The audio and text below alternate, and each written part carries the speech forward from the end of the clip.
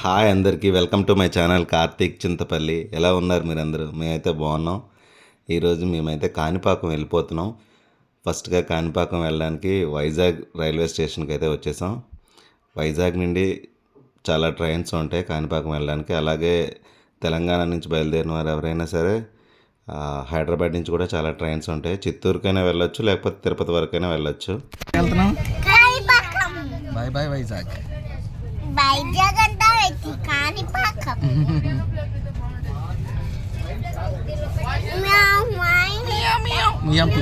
పిల్లలు అంటారా?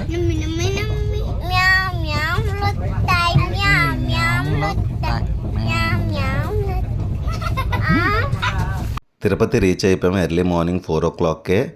సో తిరుపతిలో చూడండి లైటింగ్, జనాల హడావిడి ఎలా ఉందో.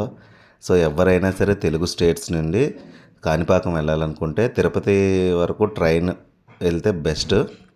చాలామంది అదే ప్రిఫర్ చేస్తారు. లేదంటే మీరు చిత్తూరు రైల్వే స్టేషన్ వరకైనా వెళ్ళి అక్కడి నుంచి కాణిపాకం వెళ్ళిపోవచ్చు. చాలా బస్సు ఉంటాయి. తిరుపతి నుండి అయితే ప్రతి హాఫ్ అన్ అవర్కి ఒక బస్సు ఉంటుంది, 20 minutes కలా. మేమైతే బస్సు ఎక్కిపోయాం. బస్సు స్టార్ట్ అయిపోయింది. చాలా బాగా అనిపించింది. బస్ కండక్టర్ కూడా చాలా మంచి వాళ్ళు. ఎందుకంటే ఫ్రీ బస్సెస్ ఉన్నాయి, రావాలి లేడీస్కి ఫ్రీ అని కండక్టర్ ఇనిషియేట్ తీసుకొని మరీ చెప్తున్నారు. చాలా గ్రేట్. మాకైతే 3 టికెట్లు ఫ్రీ. మా వైఫ్, మా 2 పిల్లలు 3 టికెట్లు ఫ్రీగా వెళ్ళిపోయాము. నాకైతే 110 రూపీస్ అయితే పడింది ఛార్జ్. తిరుపతి నుంచి కాణిపాకం వరకు బస్సులో అయితే ఫుల్గా పడుకుండిపోయాము. ఒక 1.5 hour 2 hour పడింది అనుకుంటా. అదిగోండి కాణిపాకం బస్ స్టాప్ ఇదే. మేమైతే రీచ్ అయిపోయాము ఎర్లీ మార్నింగ్. ఇక్కడికి కూడా పక్కనే మన బస్ స్టాప్ పక్కనే దేవాలయం వరసిద్ధి వినాయక టెంపుల్ ఉంటుంది, కాణిపాకం టెంపుల్. ఇంకో దూరం మనం నడవవసరం లేదు. మార్నింగ్ అక్కడ దిగంగానే వినాయక సదన్ అని ఉంటుంది. కొంచెం ఒక 100 meters వాక్ చేస్తే ఇదిగోండి ఇది ఏసీ బ్లాక్, ఇది నాన్ ఏసీ బ్లాక్, 2 blocks ఉంటాయి. మేమైతే అక్కడికి వచ్చేసాము. సో ముందుగానే టికెట్స్ బుక్ చేసుకోవాలంటే ఆన్లైన్లో చూడండి, ఆ వెబ్సైట్లోకి వెళ్ళినట్లయితే మీకు చూపిస్తున్నాను కదా, అందులోకి వెళ్ళినట్లయితే మీరు బుక్ చేసేసుకోవచ్చు. కాస్ట్ ఎలా ఉంటాయంటే నాన్ ఏసీ 630 రూపీస్ అట్లా ఉంటుంది.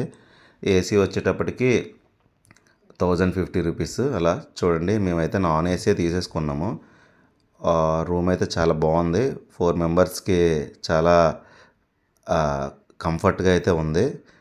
అలాగే ఒక డైనింగ్ టేబుల్ కూడా ఇచ్చేశారు. సో ఫ్రెష్ అప్ అయిపోయి ఇదిగోండి ఇదే ఎంట్రన్స్ గుడిలోనికి. లోపలికి వెళ్ళాలంటే ఇలానే వెళ్ళిపోవాలి. మేమైతే ఎంటర్ అయిపోయాం లోపలికి. లగేజ్ రూమ్స్, అలా చెప్పుల స్టాండ్స్ ఇక్కడ ఉంటాయి. మేము రూమ్లో లగేజ్ పెట్టేసాం కాబట్టి ప్రాబ్లం లేదు. ఎవరైనా రూమ్ తీసుకున్నట్లయితే వాళ్ళ లగేజ్ కౌంటర్లో పెట్టేసుకోవచ్చు. చూడండి బొమ్మలు అయితే చాలా ఉన్నాయి. అలాగే మనకి ఏమైనా వినాయకుడి విగ్రహాలు కావాలంటే ఎందుకంటే మా పిల్లలు ఆల్రెడీ కొనేసుకున్నారు ఇక్కడ. వాళ్ళకి బొమ్మలు కనిపిస్తే అస్సలు ఆగరు కదా పిల్లలు. ఎవరైనా ఈ రోజుల్లో బొమ్మలు ఒకటి, ఇంకొకటి టీవీ, ఫోను, దీనికి అడిక్ట్ అయిపోయారు బాగా. వామ్మో నన్నే కాల్ చేస్తున్నారు వీళ్ళు గన్నలు కొనుక్కొని. చాలా బాగా అయితే ఎంజాయ్ చేశారు వాళ్ళు ఆ బొమ్మలన్నీ చూసి. కాకపోతే ఎక్కువ కొనమని అనలేదు, ఒక 2-3 బొమ్మలు కొనమన్నారు అంతే. దర్శనానికి అయితే మేము వచ్చేసాం. ముందు రోజు మేము 2 days దర్శనం చేసుకున్నాం. ఫస్ట్ డే అయితే చూడండి ఖాళీగా ఉంది చాలా, ట్యూస్డే. సో ఎవరు లేరు. సెకండ్ డే దర్శనం తర్వాత చూపిస్తాను ఎంత రష్గా ఉందో. సో ఇక్కడే మొబైల్స్ అన్నీ ఇచ్చేసేయాలి. మొబైల్స్ మనం లోపలికి వెళ్ళలేదు. సో దర్శనం కంప్లీట్ చేసుకుని అయితే మేము వచ్చేసాం. అలాగే ప్రసాదం అంతా కూడా తినేసాం. ఆలయం చాలా బాగుంది. లోపల దర్శనం చాలా బాగా అయింది. దర్శనం అయిపోయాక ఇదిగోండి అన్నప్రసాదం ఇక్కడే. అన్నప్రసాదం కౌంటర్లోకి అయితే చాలామంది ఉన్నారు. దర్శనంలో అయితే ఇంత తక్కువగా ఉన్నారు, కానీ అన్నప్రసాదంలో మాత్రం చాలా ఎక్కువ మంది జనాలు అయితే ఉన్నారు. సో చుట్టుపక్కల ఉండే వాళ్ళందరూ తినడానికి ప్రసాదం, స్వామివారి ప్రసాదం స్వీకరించడానికి ఇక్కడికి వస్తారేమో. సో మేమైతే చూసారా స్టార్టింగ్ ప్లేసే దొరికేసింది మాకు. వినాయకుడిని చూసుకుంటూ ప్రసాదం ఆరగించేసాం. చాలా బాగుంది ప్రసాదం కూడా. ఇక్కడ చాలానే వెరైటీస్ పెడతారు. పులిహోర, అన్నం, సాంబారు, అలాగే పచ్చడి, ఇంకా ఏదైనా 2 curries అలా పెడతారు.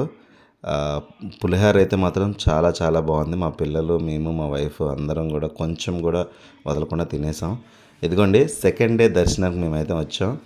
సెకండ్ డే చూడండి జనాలు ఎలా ఉన్నారో. వెన్స్డే కదా, అందుకనే క్రౌడ్ చాలా ఎక్కువ వచ్చేసింది. ఈరోజు కూడా బాగానే దర్శనం చేసేసుకున్నాం.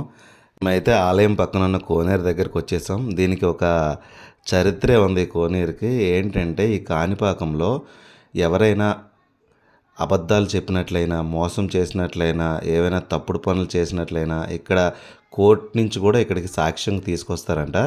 అది ఎలా అంటే ఈ కోనేటిలో స్నానం చేసి అక్కడ దేవుడి సన్నిధానంలో దీపం ఆర్పినట్లయితే అబద్ధం చెప్తే వాళ్ళకి ఏదైనా ఒక 1 వీక్లోనే ఏదైనా జరుగుతుంది.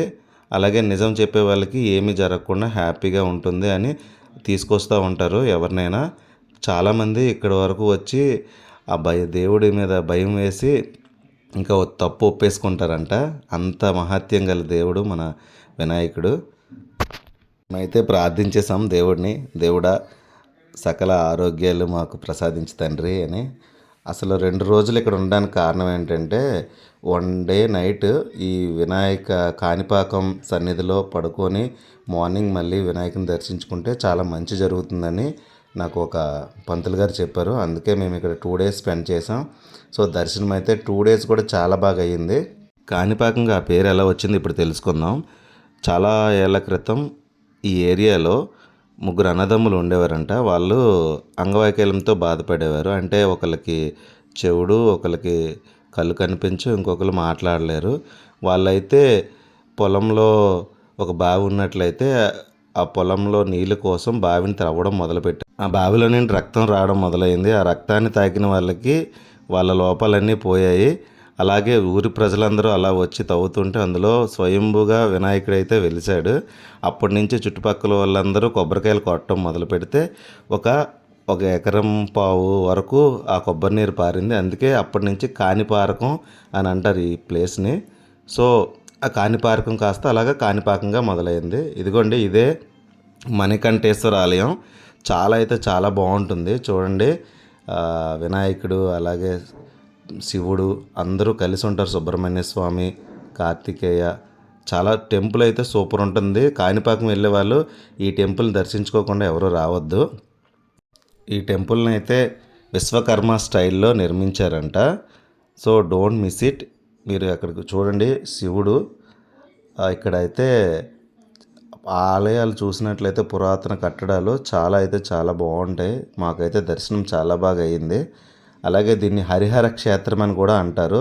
హరిహర క్షేత్రం అని ఎందుకు అంటారంటే ఒకే చోట వినాయకుడు, మణికంఠేశ్వర ఆలయం, అలాగే వరదరాజ స్వామి టెంపుల్, ఆంజనేయ స్వామి టెంపుల్ కూడా ఉంటాయి. అందుకనే దీన్ని హరిహర క్షేత్రం అని అంటారు. మీరు ఎప్పుడు వచ్చినా కూడా ఈ ఆలయాన్ని అయితే మిస్ అవ్వద్దు. ఇది ఎక్కడ ఉంటుందంటే మన మెయిన్ టెంపుల్ ఉంటుంది కదా వినాయకునిది, దాని బ్యాక్ సైడే ఉంటుంది. చాలా బాగుంటుంది. లోపలంతా ప్రశాంతంగా ఉంటుంది. మాకైతే దర్శనం అంతా చాలా బాగా జరిగింది. సో వినాయకుని గుడిలోకి వెళ్ళేటప్పుడు కూడా స్టార్టింగ్ మనం హనుమంతుడిని దర్శించుకునే వెళ్ళాలి. లోపలికి ఫోన్ అలౌ లేదు కాబట్టి నేను లోపల వినాయకుడిని అయితే తీయలేదు. కానీ వినాయకుడిని చూస్తే నాకు మనసు చాలా చాలా చాలా ప్రశాంతంగా అనిపించింది. ఇక్కడ వినాయకుడు సంవత్సరంకి పెరుగుతూ ఉంటారంట. ఆ పిల్లల డ్యాన్స్ చూడండి. ఎక్కడికి వెళ్ళినా వీళ్ళకి భరతనాట్యం, కూచిపూడి వచ్చు కాబట్టి ఎక్కడికి వెళ్ళినా సరే డ్యాన్స్ చేసేస్తూ ఉంటారు. మా చిన్న పాప అయితే ఇంకాను చూడండి పర్ఫెక్ట్ స్టెప్స్ వేస్తూ ఉంటుంది. ఒక స్టేజ్ ఉంది ఇక్కడ కాణిపాకంలో. నాన్న స్టేజ్ మీద నేను కూడా డ్యాన్స్ వేస్తాను అని పాటలు లేకపోయినా సరే స్టేజ్ ఎక్కి డ్యాన్స్ చేసేసింది. సో అప్పుడు నాకు మొబైల్ లేదు కాబట్టి వీడియో తీయలేదు. లేకపోతే ఆ వీడియో చాలా బాగా వచ్చింది. ఎందుకంటే లోపలికి మొబైల్ అలౌ చేయరు. మనం మొబైల్ పాయింట్ ఒకటి ఉంటుంది, అక్కడ మనం పెట్టేసుకోవచ్చు. తర్వాత దర్శనం అయిపోయాక మళ్ళీ మనకి తిరిగి మొబైల్స్ ఇచ్చేస్తారు. చూడండి స్టెప్స్ ఎంత బాగా వేస్తుందో పర్ణిక. సూపర్ నాన్న. అలాగే ఇక్కడ ఏంటంటే హోమాలు గట్ట జరిగినట్లయితే ఇక్కడ హోమాలు అవి జరుగుతూ ఉంటాయి. సో మేమైతే ఫుల్గా దేవుని దర్శించుకొని ఆ ప్రాంగణంలోనే 1 రోజున్నర గడిపాము. చాలా హ్యాపీ అనిపించింది. మీరు కనుక ఎప్పుడైనా కాణిపాకం వెళ్ళాలనుకుంటే ఇలా నేను చెప్పినట్టు ప్లాన్ చేసుకోండి. ఇక్కడ నుండి గోల్డెన్ టెంపుల్ కూడా చాలా దగ్గర. మేమైతే తర్వాత రోజు అక్కడికి వెళ్ళిపోయాము. సో ఆ వీడియో కూడా మీకు నెక్స్ట్ వీడియోలో పెడతాను. ఈ వీడియో కనుక మీకు నచ్చినట్లయితే మీ ఫ్రెండ్స్ అందరికీ షేర్ చేయండి. అలాగే లైక్ కొట్టండి, కామెంట్ కూడా చేయండి. Thank you so much.